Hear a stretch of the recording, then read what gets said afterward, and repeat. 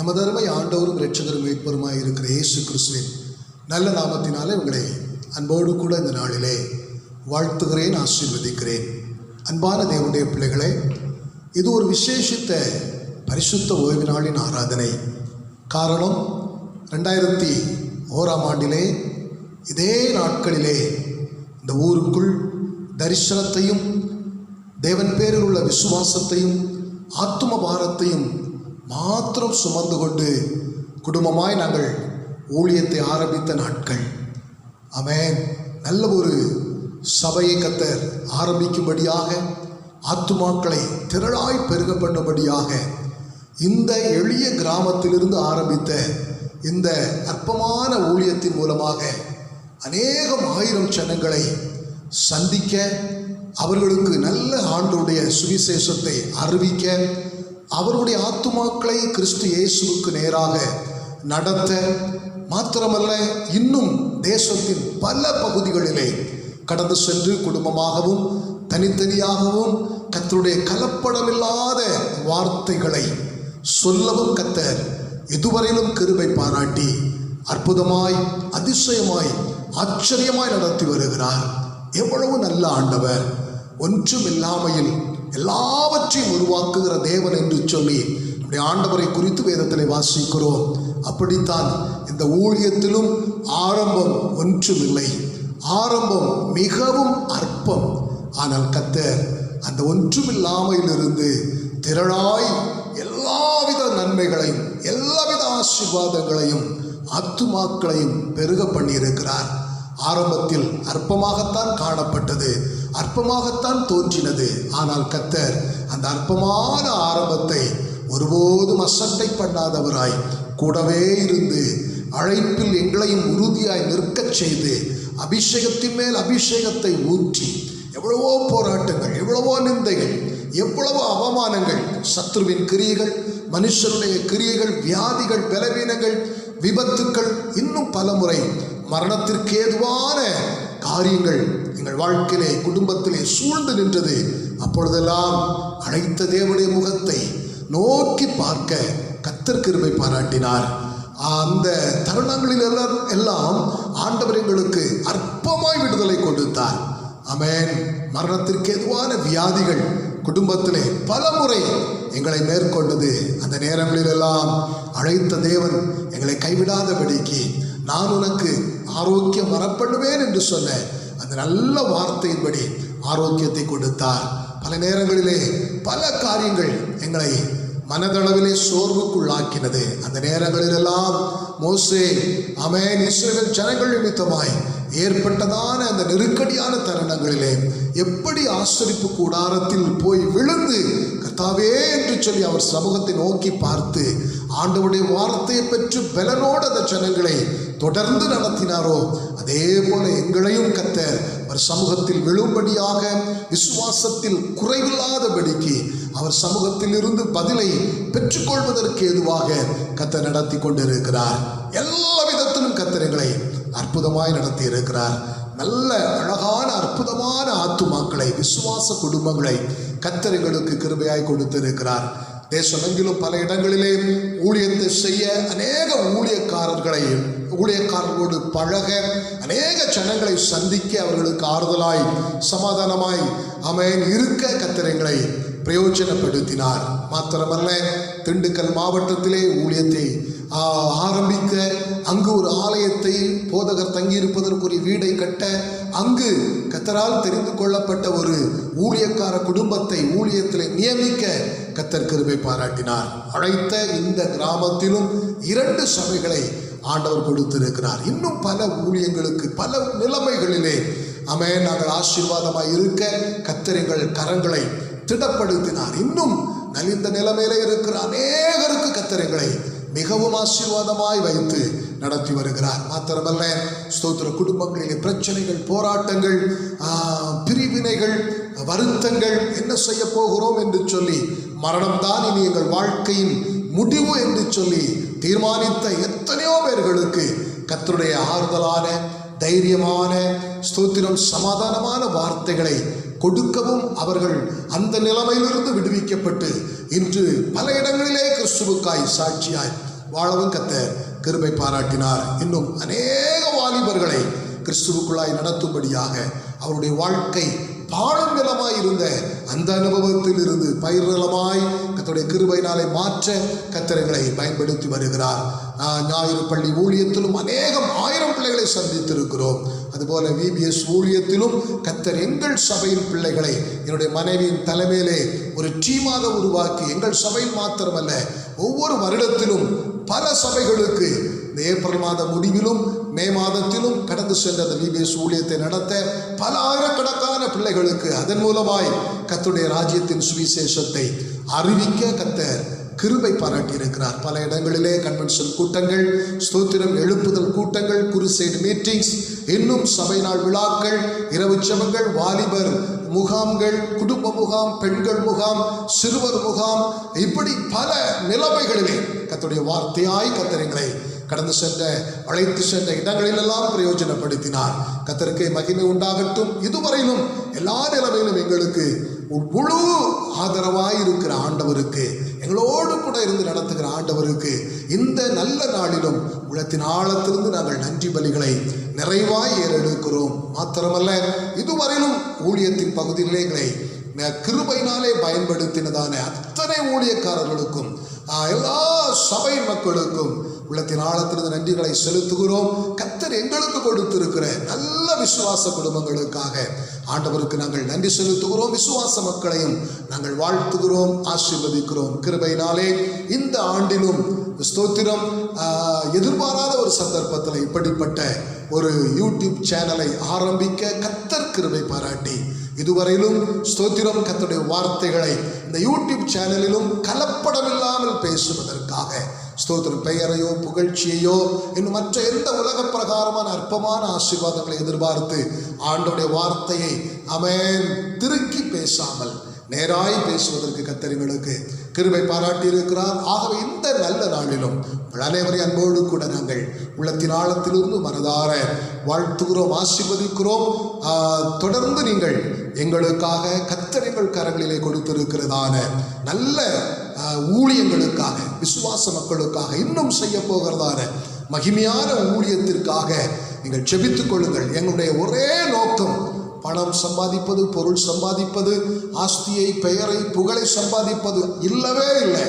அந்த பரம தகப்பனுடைய ராஜ்யத்திற்கு நேராய் ஜனங்களை எப்படியாகிலும் நடத்திவிட வேண்டும், ஒரு கூட்டம் ஆத்துமாக்களை எப்படியாகிலும் கிறிஸ்துவுக்குள்ளாய் நடத்திவிட வேண்டும் என்கிறதான ஒரு ஆத்தும பாரத்தோடு நாங்கள் குடும்பமாய் செயல்பட்டு கொண்டிருக்கிறோம்.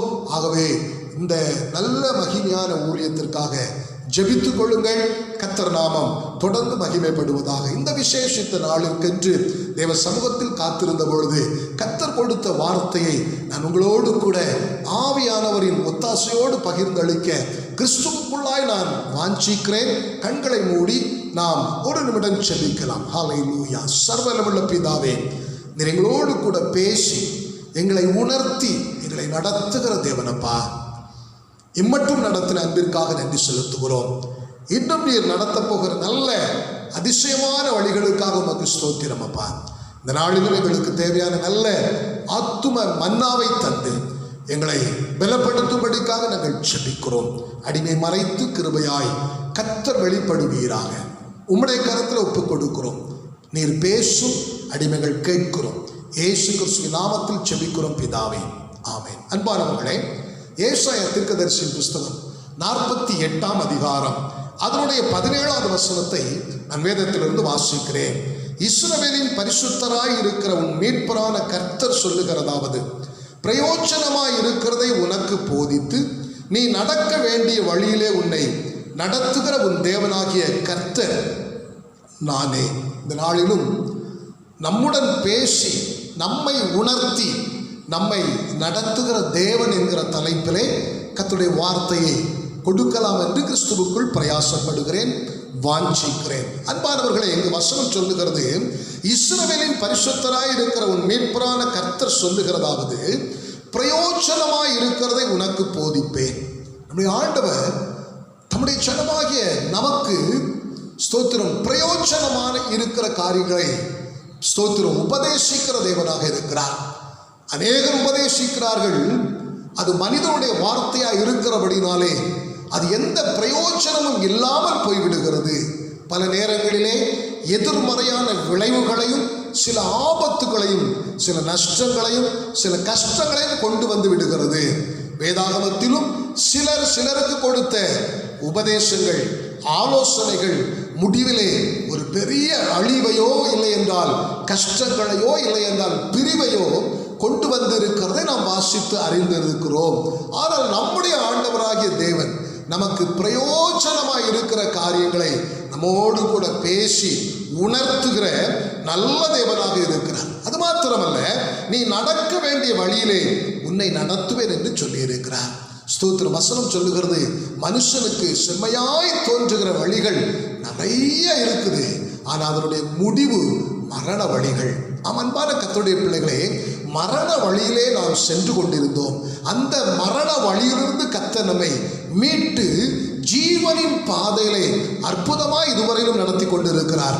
அந்த நல்ல ஆண்டவர் இன்னும் நாம் நடக்க வேண்டிய வழியை நமக்கு ஒவ்வொரு நாட்களிலும் ஒவ்வொரு காரியத்திலும் ஒவ்வொரு செயல்பாடுகளிலும் உணர்த்தி தருவதற்கு அவர் வல்லமை உள்ளவராக இருக்கிறார். இன்னும் பல நேரங்களிலே நாம் வழி தவறி விடுகிறோம். பல நேரங்களிலே சுய புத்தியின் மேல் சார்ந்து விடுகிறோம். பல நேரங்களிலே நமக்கு பிரியமானவர்கள் சொல்லுகிற ஆலோசனைகளை ஏற்றுக்கொண்டு அந்த பாதையிலே தடுமாறி நடந்து விடுகிறோம். அப்படிப்பட்ட தருணங்களில் எல்லாம் நம்மை நேசிக்கிற ஆண்டவர் நம்மை அந்த மோசமான வழியிலிருந்து, பாதாளத்துக்கு சென்று கொண்டிருந்த வழியிலிருந்து மீட்டெடுத்த ஆண்டவர் நமக்கு ஒரு உணர்வை கொடுக்கிறார், நம்மோடு கூட பேசுகிறார், நல்ல வழியை நமக்கு காண்பித்து நீ சென்று கொண்டிருக்கிற பாதை தவறு என்று சொல்லி உணர்த்துகிறதை நாம் ஒவ்வொருவரும் நம்முடைய வாழ்க்கையிலே பல அனுபவங்களிலே அனுபவித்திருக்கிறோம். ஸ்தோத்திர. ஏசாயா தீர்க்கதரிசியின் புஸ்தகம் 30ஆம் அதிகாரம் 21வது வசனத்தை நீங்கள் வாசித்து பார்ப்பீர்கள் என்று சொன்னால், நீங்கள் வலதுபுறமாய் சாயும் போதும் இடதுபுறமாய் சாயும் போதும் வழி இதுவே, இதிலே நடவுங்கள் என்று உங்களுக்கு பின்னாலே சொல்லும் வார்த்தையை உங்கள் காதுகள் கேட்கும். பல நேரங்களிலே அன்பானவர்களை சற்று நீங்கள் யோசித்து பாருங்கள்.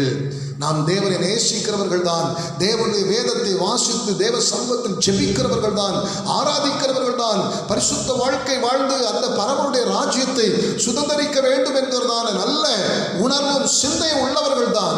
ஆனாலும் பல நேரங்களிலே பல காரியங்கள் நிமித்தமாக நாம் வலதுபுறமாகவோ இடதுபுறமாகவோ சாய்ந்து விடுகிறோம். ஆனால் நம்முடைய பாதை நேர்வழியாய் இருக்க வேண்டும்.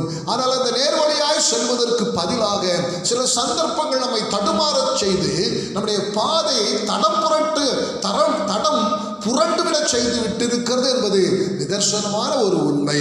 ஆனாலும் அப்படி நாம் வழி மாறும் பொழுது நிச்சயமாக தேவனுடைய ரட்சிப்பை பெற்றுக்கொண்ட, தேவனுடைய அபிஷேகத்தை பெற்றுக்கொண்ட ஜனங்களுக்குள்ளாக ஒரு உள் உணர்வை ஆவியானவர் கொடுப்பார். மகனே மகளே, நீ செல்லுகிற பாதை தவறு, இந்த பாதை நீ போக வேண்டிய பாதை அல்ல என்று சொல்லி நிச்சயமாக உணர்த்துவார். அப்படி நிச்சயமாக கர்த்தரால் உணர்த்தப்படும் பொழுது யார் உணர்வடைந்து நான் செல்லுகிற பாதை தவறுதான் என்று சொல்லி மனதிலே ஏற்றுக்கொண்டு ஸ்தோத்திரம் ஆண்டவர் காட்டுகிற பாதையில் மறுபடியும் நடக்க ஆரம்பிப்பார்களோ அவர்கள் வாழ்க்கை கர்த்தரால் ஆசீர்வதிக்கப்படும். அவர்கள் குடும்பத்தை கர்த்தர் ஆசீர்வதிப்பார், அவருடைய தொழிலை கர்த்தர் ஆசீர்வதிப்பார், அவர்களுக்கு உண்டான எல்லாவற்றையும் கர்த்தர் ஆசீர்வதிப்பார்.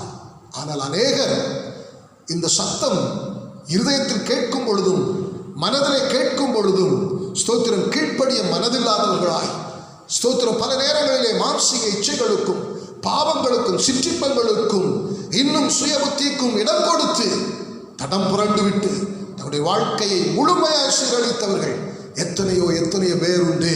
ஒருவேளை அந்த அனுபவத்தில் நீங்கள் இருப்பீர்கள் என்று சொன்னார். இந்த வார்த்தை கேட்கிற அன்பு தேவப்பிள்ளையே, உன்னோடு ஆண்டவர் பேசுகிறார், உன்னோடு பரிசுத்த ஆவியானவர் வார்த்தையை இடைபடுகிறார். ஒருவேளை இதுவரையிலும் நீ தடமாறி சென்று கொண்டிருக்கலாம், இதுவரையிலும் உன் பாதை கர்த்தருக்கு பிரியமில்லாததாய் புரண்டு கொண்டிருக்கலாம். ஆனால் கர்த்தர் இன்றைக்கு பேசுகிறார். அன்பு மகனே, அன்பு மகளே, நீ சொல்லுகிற பாதை சரியில்லை, இன்றைக்கு என்னிடத்தில் திரும்பு என்று சொல்லி ஆண்டவர் அடிமை மூலம் கர்த்தருடைய வார்த்தை உனக்கு நேரே வெளிப்படுத்துகிறார். நீ உணர்வடைந்து நீ வாழ்க்கை ஆண்டவர் கரத்தில் ஒப்புக் கொடுப்பாய் என்று சொன்னால் ஆண்டவர் உன் வாழ்க்கையை சீர்படுத்துவார், உன் வாழ்க்கையை மறுபடியும் கட்டி எழுப்புவார். நீ ஆசீர்வாதமாய் இருப்பாய், கர்த்தரால் நீ மேன்மை அடைவாய் என்பதிலே கடுகளவேனும் சந்தேகமில்லை. ஆகவே ஸ்தோத்திரம், வேதத்திலிருந்து சிலரோடு ஆண்டவர் பேசின காரியங்களை அவர் எந்த சந்தர்ப்பத்தில் அவர்களோடு பேசினார் என்பதை நான் உங்களுக்கு வசனத்தின் மூலமாய் எடுத்து காண்பிக்க வாஞ்சிக்கிறேன். நிச்சயமாக ஆவியானவர் பேசுவார். அந்த வார்த்தைகள் உங்களுக்கு மிகவும் ஆசீர்வாதமாய் மிகவும் பிரயோஜனமாய் இருக்கும் என்பதிலே சந்தேகமில்லை. முதலாவது, வாக்குத்தத்த வழியை விட்டு ஒரு மனிதன் விலகும் பொழுது அந்த மனிதனோடு கர்த்தர் பேச ஆரம்பிக்கிறார். ஆதியாகமத்தின் புஸ்தகம் 17ஆம் அதிகாரம் முதல் வசனம் சொல்லுகிறது, ஆபிராம் 99 வயதான போது கர்த்தர் ஆபிராமுக்கு தரிசனமாகி, நான் சர்வவல்லமையுள்ள தேவன், நீ எனக்கு முன்பாக நடந்து கொண்டு உத்தமனாயிரு என்று சொல்லி ஆண்டவர் பேசுகிறார். பிரியமானவர்களே, ஆதியாகமத்தின் புஸ்தகம் 12ஆம் அதிகாரம் அதனுடையதான வசனங்களை வாசித்து பார்க்கும் பொழுது, ஆபிராமை, தேராகின் மகனாகிய ஆபிராமை கர்த்தர் தனக்கென்று தெரிந்து கொள்ளுகிறார். தெரிந்து கொண்ட கர்த்தர் அந்த ஆபிரகாம் இருக்கிற இடம் சரியில்லை, ஆபிரகாமுடைய குடும்பத்தின் காரியங்கள் சரியில்லை, இந்த ஆபிரகாமை எனக்கென்று நான் தெரிந்து கொண்டபடியினாலே இந்த ஆபிரகாமை குடும்பத்தை விட்டு, இனத்தாரை விட்டு, தேசத்தை விட்டு எனக்காக பிரித்தெடுத்து அந்த ஆபிரகாமுடைய வழியை நான் வேறு விதமாக்கி அந்த ஆபிரகாமை உயர்ந்த ஸ்தானத்தில் வைக்க விரும்புகிறேன். விசுவாசிகளின் தகப்பன், ஆவிக்குரிய பிள்ளைகளுடைய தகப்பன் என்கிற ஸ்தானத்திலே இந்த ஆபிரகாமை நான் உயர்த்த போகிறேன் என்று சொல்லி தேவன் திட்டம் வைத்திருந்தபடினாலே அந்த சித்தத்தை வார்த்தையாய் ஆபிரகாமிடத்திலே வெளிப்படுத்துகிறார். அப்படி வெளிப்படுத்தும் பொழுது ஆபிரகாம் அந்த சத்தத்தை கேட்கிறார். அவ்விதமான ஸ்தோத்திரம் சத்தத்தை ஆபிரகாம் கேட்கும் பொழுது, வாக்குத்தத்தங்களை ஆண்டவர் ஆபிரகாமுக்கு நேராக சொல்லும் பொழுது, ஆபிரகாமின் வயது 75 என்று சொல்லி வேதத்திலே நாம் வாசிக்கிறோம். உனக்கு வானத்து நட்சத்திரங்களைப் போல பிள்ளைகளை தருவேன், கடற்கரை மணலத்தனையாய் உன் சந்ததி பெருகும் என்று சொல்லி ஆண்டவர் வாக்கு கொடுக்கிறார். 75 வயதான ஆபிராம், 65 வயதான சாராள், வயது முதிர்ந்து விட்டது, பிள்ளை செல்வம் இல்லை. அந்த நேரத்திலே ஆண்டவரும் சந்ததி இவ்விதமாய் இருக்கும் என்று சொல்லி அழகான வாக்கு தத்தத்தை, அற்புதமான வாக்கு தத்தத்தை கொடுக்கிறார். ஆனால் இந்த வாக்கு தத்தம் உலக பிரகாரமாய் பார்க்கும் பொழுது நம்புவதற்கு ஏதுவல்லாத வாக்கு தத்தம். காரணம், வயது கடந்து விட்டது, இனி ஒரு குழந்தை பிறக்கும் என்கிறதான நம்பிக்கை அற்றுப்போன ஒரு சூழ்நிலைமை என்று சொல்லி அவருடைய வாழ்க்கையின் காரியத்தை நாம் பின் அதிகாரங்களிலே வாசிக்கும் பொழுது அதை தெளிவாக அறிந்து கொள்ள முடிகிறது. நாட்கள் கடந்து செல்ல ஆரம்பிக்கிறது. 75 வயதிலே ஆண்டவர் அழைக்கிறார். 10 வருடங்கள் அழகாய் ஆண்டவரை பின்பற்றி செல்லுகிறார் ஆபிரகாம். 80 வயது ஆகும் பொழுது, கிட்டத்தட்ட 84, 85 வயது ஆகும் பொழுது இன்னும் சந்ததி உருவாகவில்லை. ஆகவே ஸ்தோத்திரம், சாராய் அம்மையார் ஸ்தோத்திரம் தன்னுடைய அடிமை பெண்ணாகிய ஆகாரை ஆபிரகாமுக்கு முன்பாக அழைத்து வந்து, இவரோடு கூட நீர் சேரும், அப்பொழுது நம்முடைய சந்ததி உருவாகலாம் என்று சொல்லி ஒரு குறுக்கு வழியை, ஒரு குறுக்கு ஆலோசனையை, கர்த்தருடைய வாக்கு தத்தத்திற்கு எதிராய், கர்த்தருடைய வாக்கு தத்தத்திற்கு முற்றிலும் மாறாய் ஒரு ஆலோசனையை கொடுக்கிறார்கள். ஆம் பிரியமானவர்களே, நிச்சயமாக பிரத்யட்சமான கர்த்தருடைய வார்த்தையை கேட்டு குடும்பத்தை, இனத்தை, தேசத்தை விட்டு பிரிந்து வந்த, வேறுபாட்டின் அனுபவத்திற்குள் வந்த இந்த ஆபிரகாம் மனைவியுடைய சொல்லை நிச்சயமாக கேட்டிருக்கவே கூடாது, கேட்டிருக்க கூடாது. ஆனால் என்ன சந்தர்ப்பமோ தெரியவில்லை, ஆபிரகாம் அந்த மனைவியுடைய சத்தத்திற்கு செவி கொடுத்து ஆகாரோடு சேர்கிறார். வசனம் நமக்கு தெளிவாக சொல்லுகிறது. பிரியமான தேவனுடைய பிள்ளைகளை, இப்படித்தான் கர்த்தர் அழைத்த அழைப்பிலே வாக்குத்தத்தத்தை சுதந்திரிப்பதற்கு நேராய் அநேக தேவனுடைய பிள்ளைகள் அழகாய் கர்த்தருடைய பாதையிலே ஓடிக்கொண்டிருக்கிறார்கள். அப்படி ஓடிக்கொண்டிருக்கும் பொழுது ஸ்தோத்திரம், சில நேரங்களில் இந்த வாக்குத்தத்தங்களை சுதந்திரிப்பதற்கு சில கால தாமதம் ஏற்படும் பொழுது மனதிலே சோர்வுகள் வருகிறது.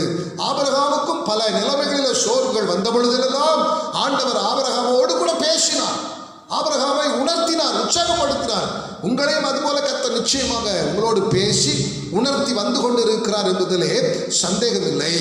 ஆனாலும் இப்படிப்பட்ட தருணங்களிலே சில மனிதர்கள், ஒருவேளை ஆபிரகாமுக்கு சாராய் குடும்பத்தில் உள்ள ஒரு நெருக்கமான உறவு, அதாவது மனைவியை போன்ற உறவில் இருக்கிறவர்கள், கணவன் பிள்ளைகள், நண்பர்கள், தாய் தகப்பன், உடன்பிறப்புகள், இப்படிப்பட்ட சில உறவுகள், பழக்கங்கள் நம்மிடத்தில் வந்து கர்த்தருடைய வார்த்தைக்கு எதிராய் நம்மை திசை திரும்பி நடக்க பண்ணுவதற்கு ஏதுவாய் ஆலோசனைகளை கொடுப்பார்கள். ஒருவேளை அப்படிப்பட்ட ஆலோசனை கேட்பதற்கு நல்லது போன்று இருக்கும், அது அனுபவிப்பதற்கு ஸ்தோத்திரம் மனதிற்கு இனிமையாக இருக்கலாம், சந்தோஷமாக இருக்கலாம். ஆனால் கர்த்தர் கொடுத்த வாக்குத்தத்தம் நமக்கு முன்பாக இருக்கிறதே, அந்த வாக்குத்தத்தத்தை சுதந்திரிப்பதற்கு ஏதுவான வழியில் தானே கர்த்தர் என்னை நடத்தி கொண்டிருக்கிறார் என்கிற உணர்வோடு இருக்கிறவர்கள் ஸ்தோத்திரம் இப்படிப்பட்ட வழியிலிருந்து விலகாதபடிக்கு தங்களை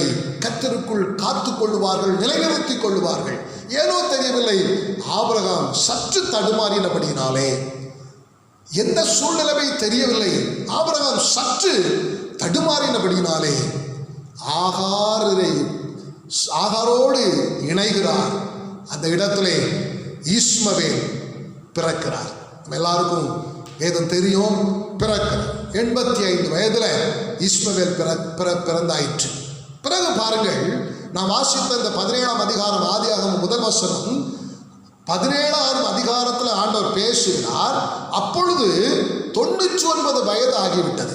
84 85 வயதுல ஸ்தோத்திரம் ஆண்டவர் பேசிக்கொண்டே இருந்தார், 75 வயதிலிருந்து. ஆனால் பிற்பாடு கவனிப்பீர்கள் என்று சொன்னார், இந்த 99 அதாவது 85 வயதிலிருந்து இந்த 99 வயது வரையிலையும் கிட்டத்தட்ட 14 வருடங்கள் ஆண்டவர் ஆபிரகாமோடு பேசவே இல்லை. காரணம் என்ன தெரியுமா? வாக்குத்தத்தத்தின் வழியை விட்டு என் தாசனாகிய ஆபிரகாம் வழிவிலை சென்று விட்டாரே என்கிறதான ஒரு பெரிய துக்கம் ஆண்டுடைய இருதயத்தை நிரப்ப ஆரம்பித்தது. நீண்ட காலம் ஆண்டவர் ஆபிரகாமோடு கூட பிரத்யட்சமாய் பேசவே இல்லை. என்ன காரணமோ தெரியவில்லை, ஆபிரகாமும் ஆண்டவரோடு பேச வேண்டும் என்கிற ஒரு சிந்தை இல்லாத ஒரு மனநிலை, அதுபோல ஆண்டவர் என்னோடு கூட பேசவில்லையே என்று ஒரு உணர்வற்ற ஒரு வருடங்கள் 14 வருடங்கள் கடிந்து புரண்டு ஓடிவிட்டது. ஆனால் அருமையான கர்த்தருடைய பிள்ளைகளே, அன்பு தேவன் வழிவிலகி நடந்து சென்று விட்ட ஆபிரகாமை அப்படியே கழட்டி விட்டு விடாமல் கிருபையினால் மறுபடியும் பேசி தன்னுடைய வழியிலே நடக்க வைத்து, தாம் ஏற்கனவே வாக்குத்தத்தமாய் சொல்லியிருந்தபடி வாக்குத்தத்தங்களை ஆபிரகாமின் வாழ்க்கையில் நிறைவேற்றி ஸ்தோத்திரம் ஆதியாகமம் 25ஆம் அதிகாரம் 7வது வசனத்தின்படி 175 வருடங்கள் இந்த உலகத்திலே வாழ வைத்து அந்த 175 வயதிலே மரித்து போனார் என்று சொல்லி நாம் வேதத்திலே வாசிக்கிறோம். பாருங்கள் ஸ்தோத்திரம், ஒரு சின்ன காரியம், ஒரு சின்ன ஆலோசனை ஸ்தோத்திரம் ஆண்டவருடைய வழியிலிருந்து ஒரு மனிதனை, வைராக்கியமான ஒரு மனிதனை, எல்லாவற்றையும் கிறிஸ்துவுக்காக ஆண்டவருக்காக விட்டு வந்த அந்த ஆபிரகாமை தடம் புரளச் செய்துவிட்டது உண்மை என்று சொன்னால், இந்த கடைசி நாட்களிலே தேவனுடைய வழியை விட்டு ஸ்தோத்திரம் ஒரு மனிதனையோ ஒரு மனுஷியையோ சில காரியங்கள் மிகவும் எளிதாய் மிகவும் சுலபமாய் தடம் புரளச் செய்துவிடும் என்பது நிதர்சனமான உண்மை என்பதை அன்பானவர்களே நீங்கள் தயவாய் புரிந்து கொள்ள வேண்டும். ஆகவே எனக்கு ஆலோசனை கொடுப்பது கர்த்தர் தானா? சில மனிதர்கள் தருகிற ஆலோசனை கர்த்தருக்கு பிரியமான ஆலோசனை தானா? கர்த்தர் ஏற்றுக்கொள்ளுகிற ஆலோசனை தானா? இந்த ஆலோசனைகளின்படி நான் செய்யலாமா கூடாதா என்று சொல்லி தயவாய் அன்பு தேவனுடைய பிள்ளைகளே, நீங்கள் தேவனுடைய பாதத்தில் சற்று காத்திருங்கள்.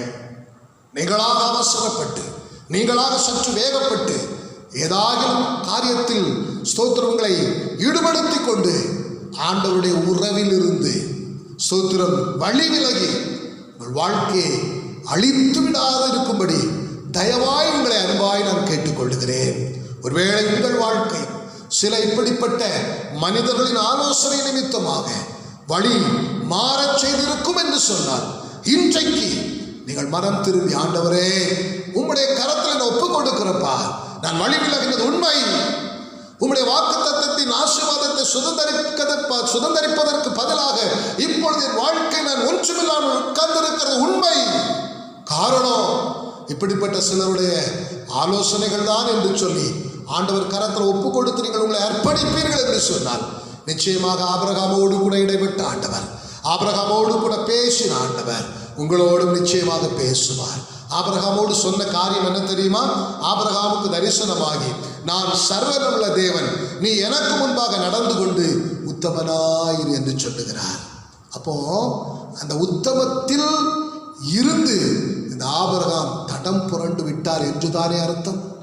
ஆகாரோடு கூட இணைந்தது, சாராயுடைய வார்த்தைக்கு செவி கொடுத்தது, ஆபிரகாம் தன்னுடைய உத்தமத்தில் வழி விலகி விட்டார் என்று தானே அர்த்தம். ஆண்டவர் சொல்லுகிறார், மறுபடியும் ஆண்டவருக்கு ஆண்டவர் ஆபிரகாமுக்கு ஒரு சந்தர்ப்பத்தை கொடுக்கிறார். இனிமேலாகிலும் இனியுள்ள காலத்தில் ஆகிலும் எனக்கு முன்பாக ஆபிரகாமே நீ நடந்து கொண்டு உத்தமனாயிரு என்று சொல்லுகிறார். பிரியமானவர்களே, 99 வயதுல மறுபடி பேசுறாரு. ஸ்தோத்திரம். மறுபடி ஆபிரகாம் மரிக்கும் பொழுது வயது 175. அப்ப கிட்டத்தட்ட 76 வருடங்கள் எவ்வளவேனும் கர்த்தருடைய வழியை விட்டு பிசகாமல் தன்னை தேவனுக்குள்ளாக அழகாக நிறுத்தி கொண்டு கர்த்தர் சொன்ன பிரகாரமாக தேவனுக்கு முன்பாக உத்தமமாய் வாழ்ந்தார். அந்த நாட்களிலே ஆபிரகாமை கர்த்தர் அபரிதமாய் ஆசீர்வதித்தார். வாக்கு தத்தங்களின்படி ஆசீர்வதித்தார். வாக்குரைத்தபடி ஆசீர்வதித்தார். உங்களுக்கும் கர்த்தர் வாக்கு தத்தங்களை கொடுத்திருக்கிறார். வாக்குரைத்தபடி வாக்கு தத்தங்களின்படி தேவனாகிய கர்த்தர் சர்வவல்லமையுள்ள தேவன் உங்களை ஆசீர்வதிப்பதற்கு அவர் உண்மை உள்ளவராக இருக்கிறார். ஆனால் ஆண்டவர் உங்களிடத்தில் எதிர்பார்க்கிற ஒரே ஒரு காரியம், அவருக்கு முன்பாக நீங்கள் உத்தமர்களாய் நடக்க வேண்டும். உத்தமர்களாய் நடக்க வேண்டும். அந்த உத்தமமாய் நடக்க இன்றைக்கு ஆண்டவருடைய கரத்தில் உங்களை ஒப்பு கொடுங்க. கர்த்தர் உங்கள் வாழ்க்கையை மாற்றுவார், சூழ்நிலைமைகளை மாற்றுவார். எல்லாவற்றிலும் ஒரு பெரிய மாற்றத்தை உங்களுக்கு கொடுக்க அவர் வல்லமை உள்ள தேவனாக இருக்கிறார். இரண்டாவது காரியம், எண்ணாகமத்தின் புஸ்தகம் 22ஆம் அதிகாரம் அதனுடைய 12வது வசனத்தை நான் வேதத்திலிருந்து வாசிக்கிறேன்.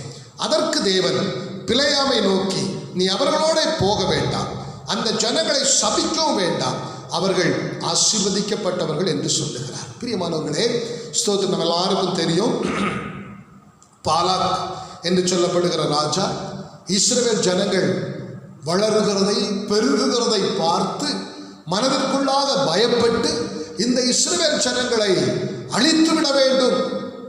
ஸ்தோத்திரம். அவர்களோடு யுத்தம் செய்தால் ஒருவேளை நான் தோற்று விடுவேன் என்று சொல்லி மனதிற்குள்ளாக ஒரு பயமும் சந்தேகமும் இருந்தபடியினாலே இந்த பிலேயாம் தீர்க்கதரிசியை குறித்து கேள்விப்படுகிறான்.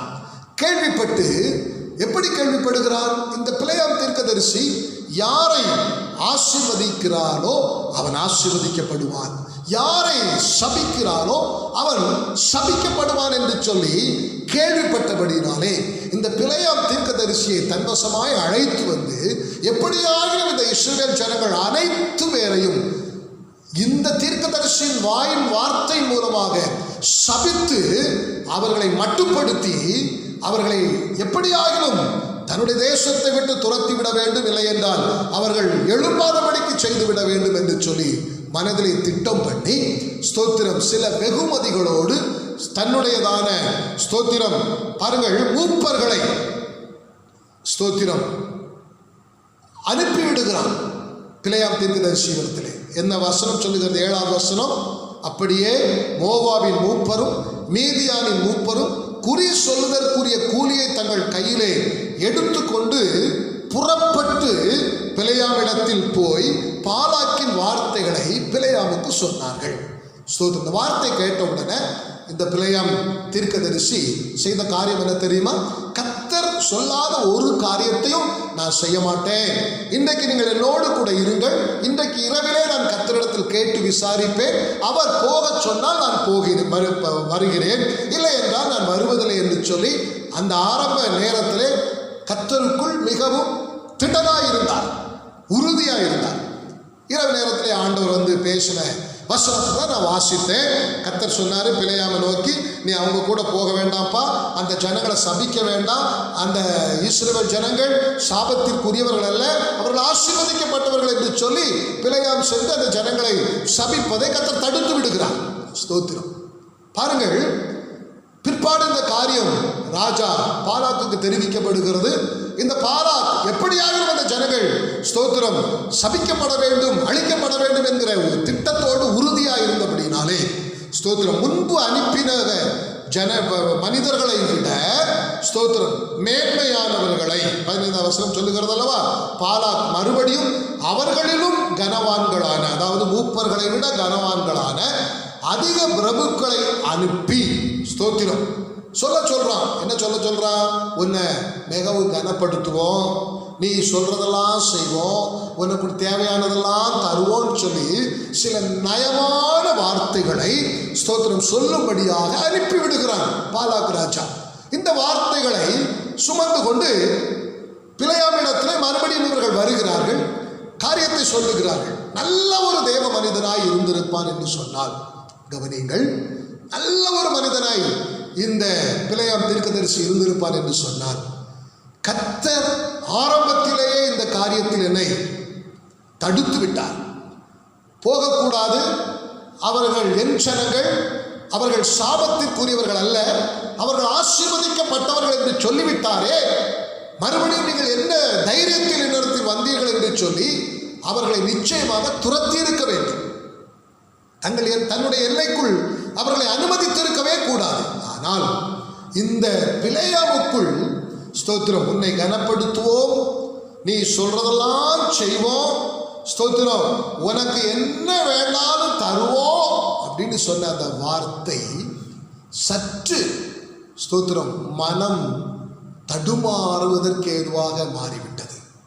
அன்பு தேவனுடைய பிள்ளைகளே, உங்கள் வாழ்க்கையிலையும் கர்த்தர் பிரத்யட்சமாக வசனத்தை கொண்டு, இல்லை என்றால் உங்களுடையதான சபை போதகரை கொண்டு இந்த காரியத்தை நீங்கள் செய்யாதீர்கள், இந்த காரியத்தை தொடராதிருங்கள், இதைத்தான் கர்த்தர் உங்களிடத்தில் எதிர்பார்க்கிறார், இதைத்தான் கர்த்தர் உங்கள் வாழ்க்கையில் விரும்புகிறார் என்று சொல்லியிருப்பார் என்று சொன்னால், அந்த வார்த்தையை தயவாய் மீறாதபடிக்கு நீங்கள் உங்களை உத்தமத்தில் காத்து கொண்டால் உங்கள் வாழ்க்கை நன்றாய் இருக்கும், உங்கள் வாழ்க்கை செழிப்பாய் இருக்கும், உங்கள் வாழ்க்கை ஆசீர்வாதமாகவும் சமாதானமாகவும் இருக்கும் என்பதில் சந்தேகம் இல்லை.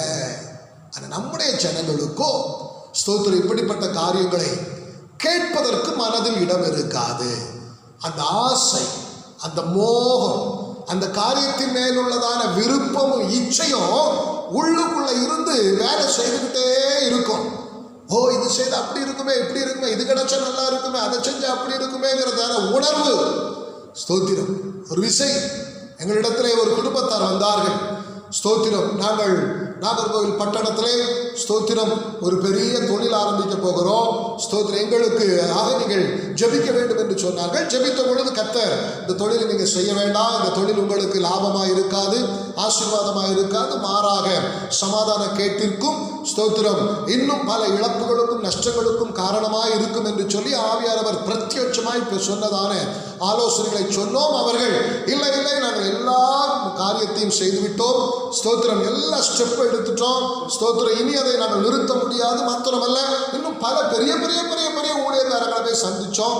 சில ஊழியக்காரருடைய பெயர்களை சொன்னாங்க, அவங்கெல்லாம் எங்களுக்காக ஜோம் பண்ணிக்கிட்டு ஆரம்பிங்கன்னு சொல்லிட்டாங்க அப்படின்னு சொன்னாங்க. நாங்கள் எளியவர்கள், நாங்கள் அற்பமானவர்கள், ஸ்தோத்திரம் நாங்கள் சிறியவர்கள், ஸ்தோத்திரம். ஆகவே ஆவியானவர் எங்களோடு பேசினது அவர்களுக்கு பெரிதாய் தோன்றவில்லை.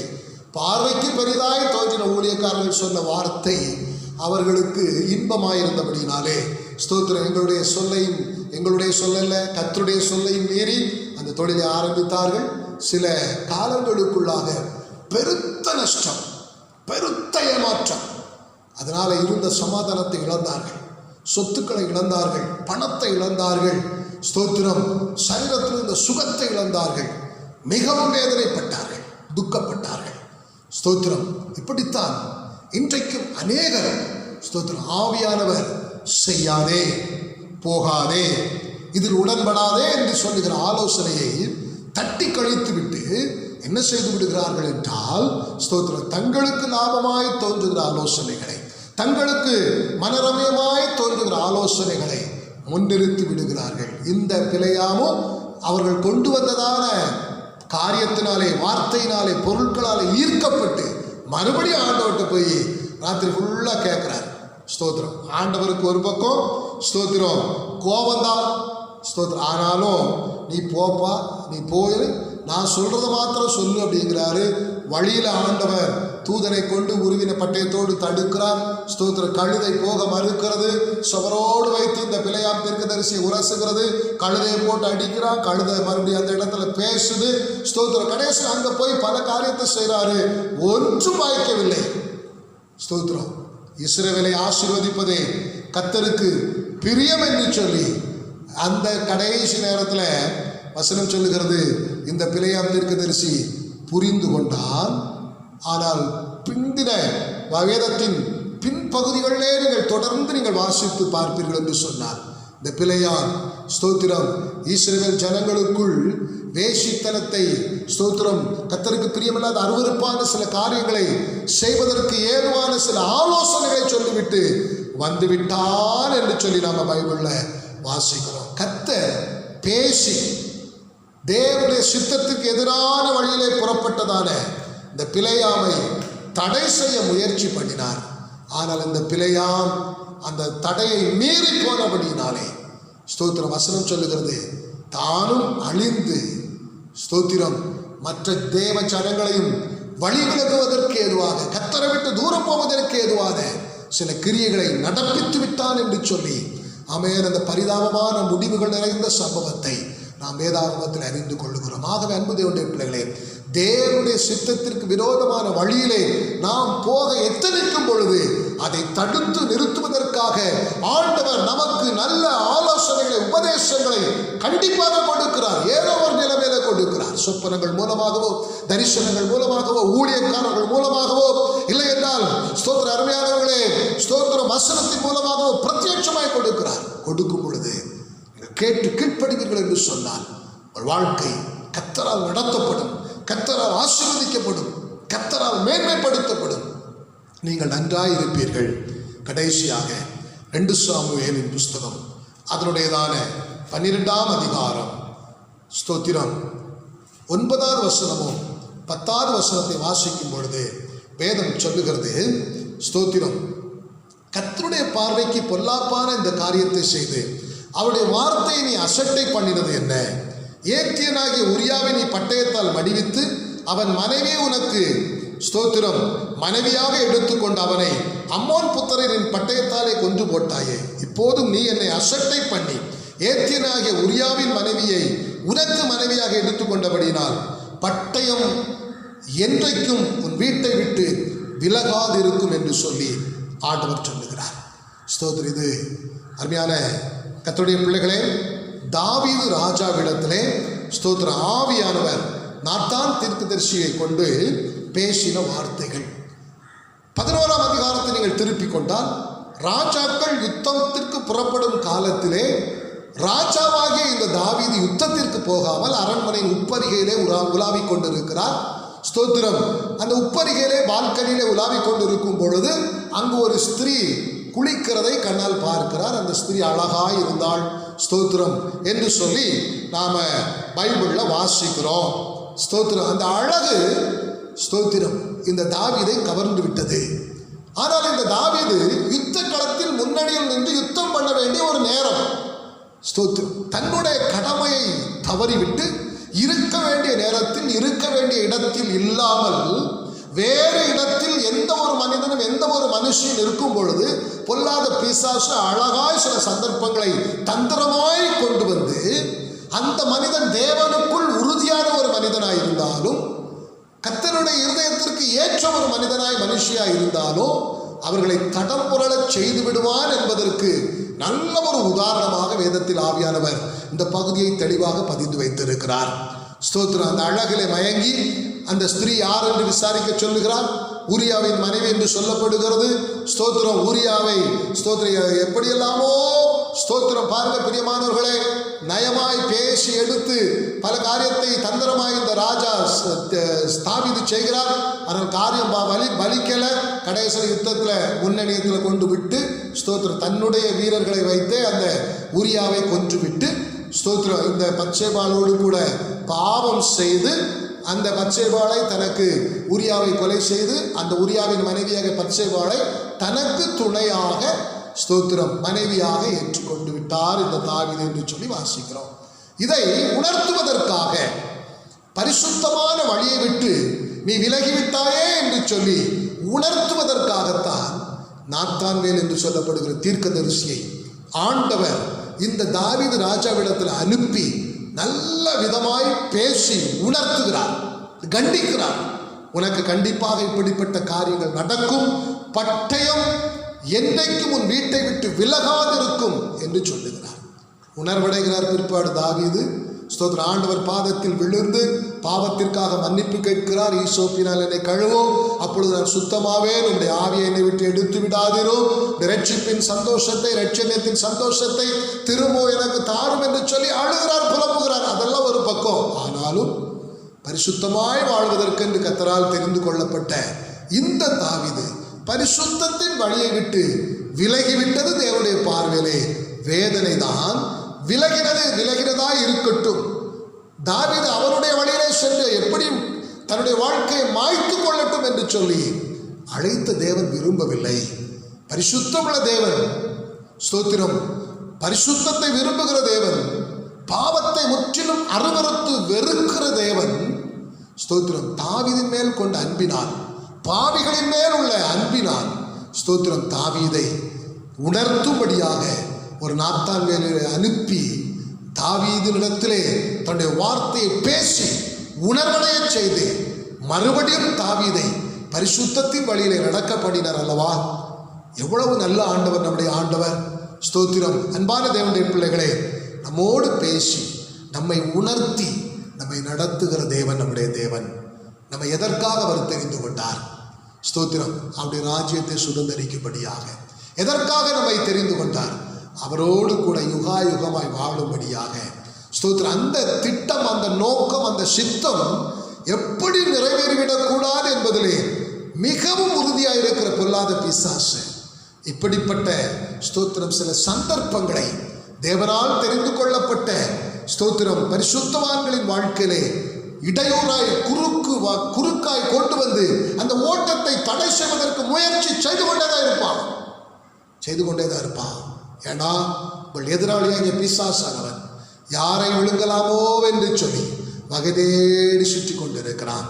அவன் வாக்கு தத்தத்தின் வழியை விட்டு விலகும்படியாக சில காரியத்தை கொண்டு வருவான்.